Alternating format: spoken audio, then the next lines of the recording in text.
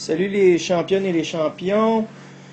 Aujourd'hui, je vais vous montrer comment trouver l'air total d'un cylindre. Donc, premièrement, il faut comprendre que pour trouver l'air total d'un cylindre, donc l'air de tout le cylindre, il faut premièrement trouver l'air des bases et ensuite l'additionner à l'air latéral.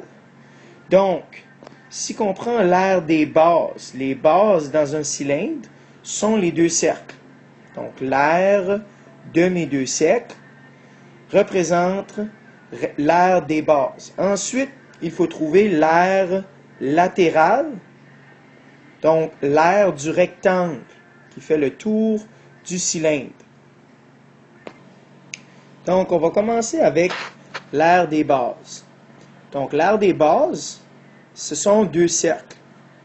Donc, on va utiliser la formule pour trouver l'air d'un cercle. Donc, pi fois rayon fois rayon. Donc, pi qui est 3,14. Dans ce cas-ci, le rayon, il est de 5 cm. Donc, fois 5 fois 5. 3,14 fois 5 fois 5. Qui donne 78,5 cm² pour l'air d'un cercle.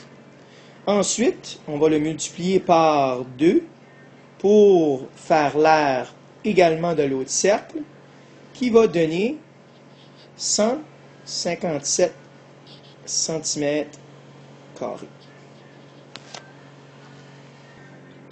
On va ensuite trouver l'air latéral.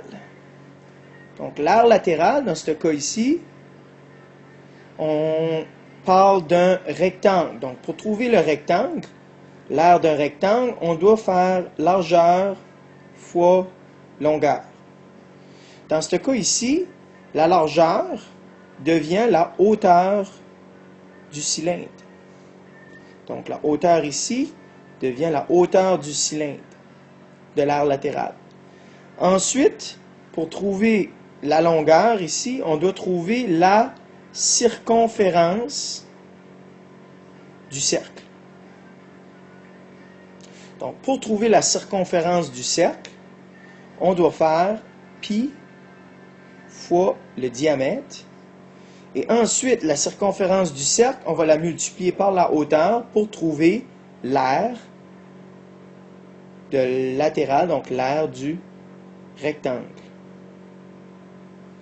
Donc, ça donne 3,14 fois le diamètre qui est de 10 cm et multiplié par 8 qui est la hauteur. Ce qui donne un air latéral de 251,2 cm².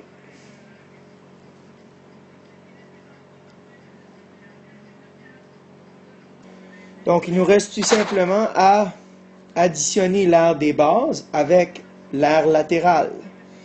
Donc, on va additionner notre 157 cm² qui représente l'air des deux cercles avec l'air latéral qui est de 251,2 cm².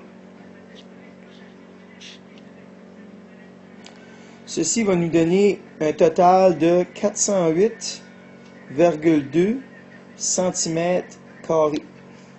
Et ceci va représenter l'air total de notre cylindre. Donc, l'air latéral et l'air de nos deux bases. Et voilà comment on fait pour trouver l'air total d'un cylindre.